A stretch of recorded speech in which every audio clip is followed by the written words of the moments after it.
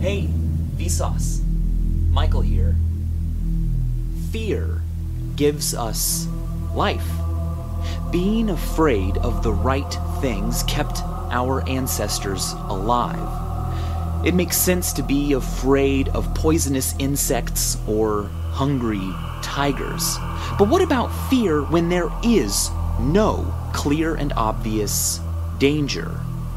For instance, a teddy bear with a full set of human teeth. Or a smile.jpg. There's something a little off about these images, too much mystery and strangeness. But no obvious threat, the way there is with a gun or a falling rock. But yet they still incite fear, because they are creepy. But why? What gives us the creeps? What causes something to be creepy? We are now in my bedroom, the bedroom I grew up in Kansas. Like a lot of children my age, I was terrified of scary stories to tell in the dark. But the very first book that ever scared me was The Curse of the Squirrel. To this day, I still haven't finished the book, but that's just me. Psychologist James Geer developed the Fear Survey Schedule 2, which he used to find out what scared us the most. Combined with the results of a more recent Gallup poll, these are the things that scare most of us the most. All of these things are scary, but are they creepy? Let's get more specific. I love the way Stephen King delineates 3 types of scary stuff. The first is the gross out. This is something disgusting, morbid, diseased. The second is horror. Horror to King is the unnatural, a giant spider, or being grabbed in the dark when you thought you were alone. The third, terror, is different, creepier.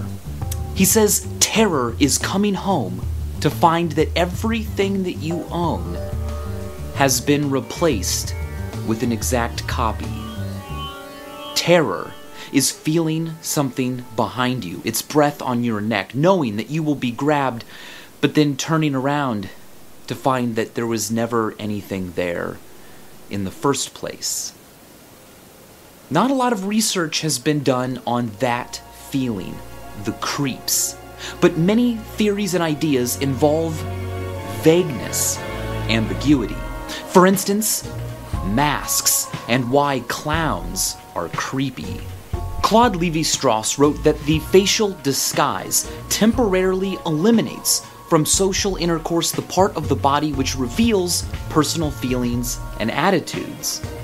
Part of the reason even a neutral or happy mask can be creepy may have to do with ambiguity. A mask hides the true emotions and intentions of the person underneath. I don't know if the person wearing that mask is a threat or not.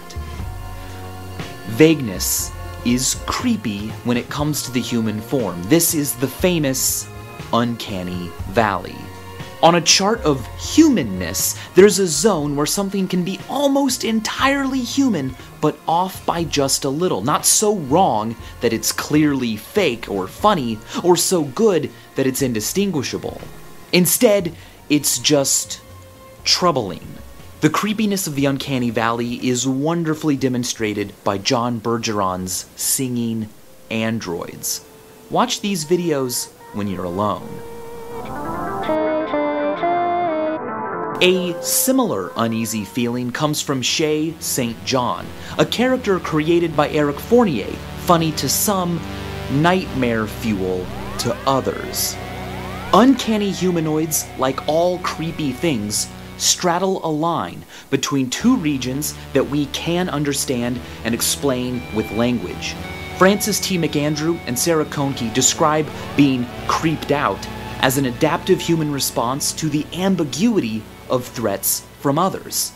Creepy things are kind of a threat, maybe, but they're also kind of not.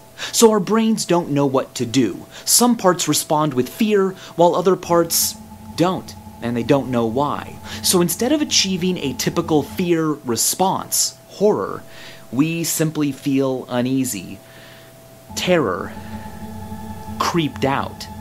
Between the mountains of safety and danger, there is a valley of creepiness where the limits of our knowledge and trust and security aren't very clear.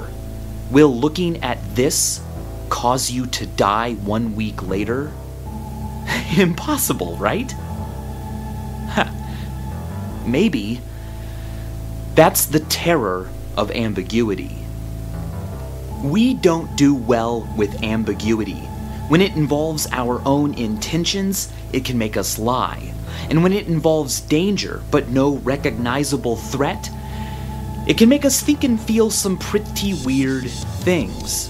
Have you ever peered over a ledge, a railing, way high up, like so high up it made you nervous and dizzy, and felt something pushing you? Maybe even an urge to jump. Have you ever stood on a ledge with a loved one and realized that you could push them? It would be that easy. You really could do it. And maybe you do want to do it, or maybe it's just cognitive dissonance. The fact that your brain is having to deal with ambiguity. A recent study by Jennifer Hames at Florida State University dubbed this the high place phenomenon. When approaching a ledge and a dangerous drop, your survival instinct kicks in and you pull yourself away.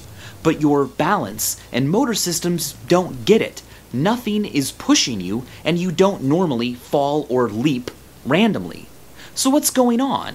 The part of your brain that processes intention might resolve this by determining that something must be pushing you, or that you might actually want to jump or push your friend, even if none of that is true.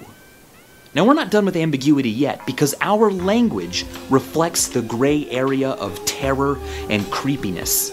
Take a look at the word terror itself. We have horrible and horrific, terrible and terrific. Why is that? Well, through history, we never really figured out what to call powerful experiences, because they're both. They are full of awe, awesome, and they are full of awe, awful. We need them to survive. We need fears and the creeps to understand our size, our weaknesses. But on the other hand, avoiding them is pretty great too. The creeps is a physical reminder that the world is vague and full of ambiguity, but that we are cunning, always trying to figure things out, but nonetheless fragile. Is that terrible or terrific?